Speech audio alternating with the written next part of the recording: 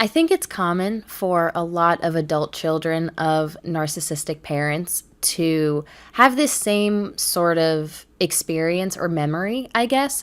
And that is their parent using their own negative experience or traumatic childhood, not only to justify their actions, but also to minimize your experience or whatever it is that they're putting you through in the moment. And I remember thinking it's very similar to that sort of toxic positivity or comparing your situation to someone else's, where you don't necessarily feel justified in feeling any kind of a negative emotion because you have a roof over your head and food on the table. It's sort of this idea that if anyone has it worse than you, which of course in the world people do, then there's no reason for me to feel sad or angry or upset ever, right? I should be happy that my situation is better than someone else's. And I think when you apply that same way of thinking to the flip side, where imagine saying, okay, well, there are other people who are happier than I am, right? So that means that I can experience happiness or joy. That you would never apply that to your own life because it's silly. And I think it's silly to apply that way of thinking to negative emotions also. Not that emotions are positive or negative, in general, but I think the more negative leaning ones, sadness, anger, things like that. And I think a lot of controlling or emotionally immature parents will use their own experience, their own life experience, or negative things that they have gone through, whether it was stressful or frustrating situations, times where they feel like they've been wronged, really bad things maybe that have happened to them, to kind of minimize your own experience because, in their eyes, right, it's not as bad as what they went through. And so you don't have reason to feel upset or angry, right? Those emotions are not valid and they're not justified. And it's really difficult because I think when you're a kid, you're going to experience certain emotions for the first time and certain situations for the first time.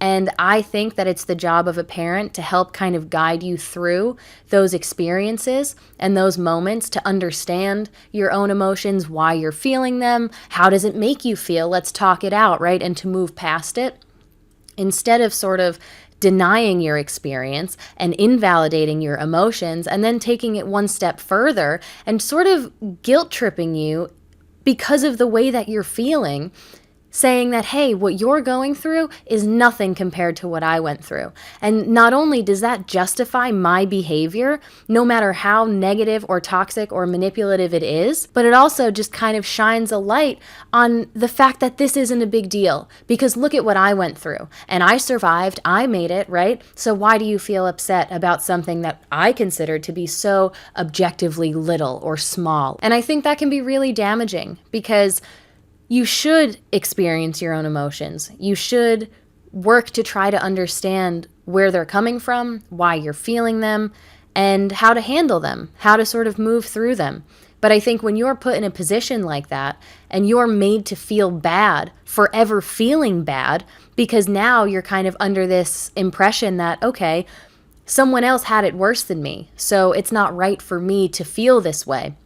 And if I do feel this way outwardly, and maybe I'm seeking some emotional comfort or reassurance from my parent who's made it very clear that their upbringing or their life was more stressful, more frustrating, more traumatic than my own, not only am I going to feel bad because I'm doing okay in their eyes, but also because they've gone out of their way to make me feel like my feelings are invalid and insignificant. So maybe now I'm even a little self-conscious about sharing that with them because I don't want to be made to feel like a bad person simply for feeling and experiencing emotions.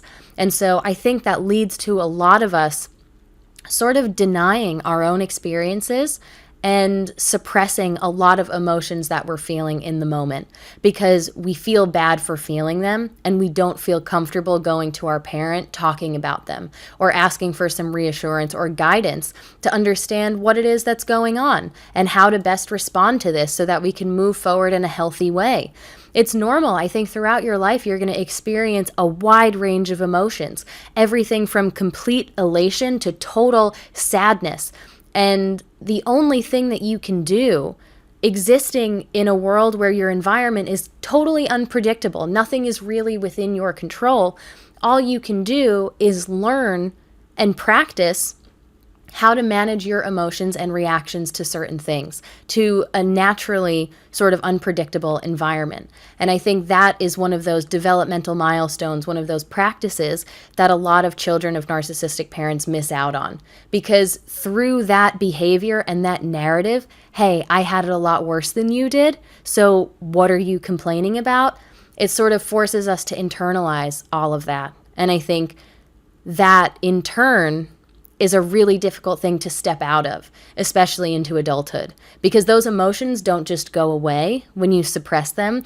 They're going to resurface at some point, and you're gonna have to stare them in the face sooner or later.